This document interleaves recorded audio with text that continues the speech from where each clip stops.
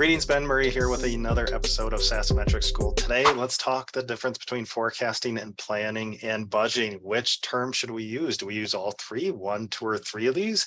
Well, let's talk about that. So the difference between these terms. So forecasting is the process of updating your forward-looking financials.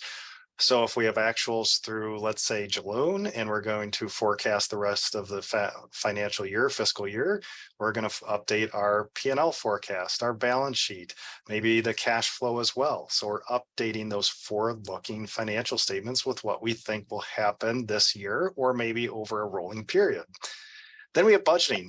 So budgeting is a one-time process. If you're on the calendar year, usually happens in the fall. Let's say we kick this off October 1st and have a board presentation in December, presenting our board to the board and hopefully getting approval. Sometimes it does go into January if we don't get approval, but it's a one-time process to set that budget for the next fiscal year. And once the budget is set, I'm a firm believer that the budget's locked in. Of course, there are a lot of different things that could happen. Pandemic hits, and maybe we do have to update that budget. That is the holy grail of what we're trying to achieve for that next fiscal year. And then planning, I came up through the ranks of FP&A, financial planning analysis, and planning. Okay, well, what's planning? Well, I kind of see planning that it encompasses forecasting, it encompasses budgeting, it encompasses our 3-year strategic planning sessions. So I kind of see as planning as really just a broader term looking at the forecasting and budgeting process. So should I forecast my SaaS business? I'm a huge believer in forecasting. Once you hit a certain size, maybe above $1 million ARR, but it really applies at any level, you should be forecasting your cash runway. How long is your cash going to last? What assumptions am I putting into my business, and what are those expectations with those assumptions which you put into your forecast? So big believer that every SaaS company should have a forecast process in place. And again, how often do I update the forecast? And really, it depends on how fast your business is moving, at least once a month. So we close out, say, the last months of actuals, and then we're going to forecast the rest of the fiscal year, or maybe have a rolling forecast. So once a month we're updating, but say there's a ton of change happening in your business, whether headcount's going up, headcount is going down, new funding's coming in, whatever it might be, you may be updating your forecast every week based on how fast the assumptions, the data is changing in your business. So should I do a rolling forecast and just skip the budget? And you hear a lot about rolling forecasts, a lot of haters of the budget process. And rolling forecasts are fine. I do that as well for my clients.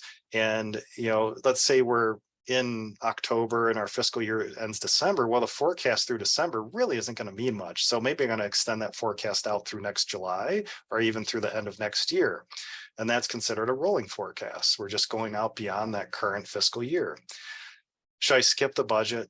No, I really do believe there is value in the budgeting process. And I always say that it really tests the operational assumptions, operational expertise of your leadership when they're drafting budgets for their departments. So big believer in the budget.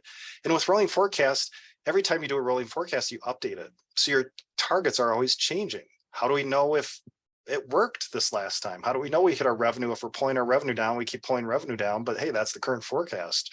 And we hit that, but really we just pulled the revenue forecast down in the last 3 forecast cycles.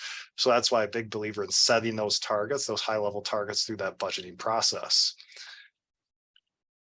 And at what ARR size do I need a budget? Well, this really depends. A lot of companies I work with less than 5 million ARR don't have a budget in place. Above 5 million, yeah, it's probably a good idea to put a budget in place. Above 10 million ARR, for sure, you should have a budget in place because things are just getting too complex to manage just with ad hoc decisions and gut decisions.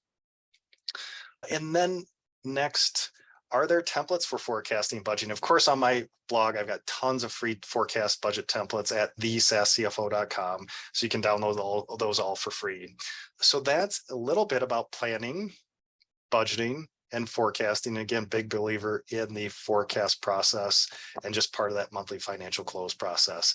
So if you found value in this episode, please leave a rating. We'd love a 5-star rating, and we'll see you in the next episode.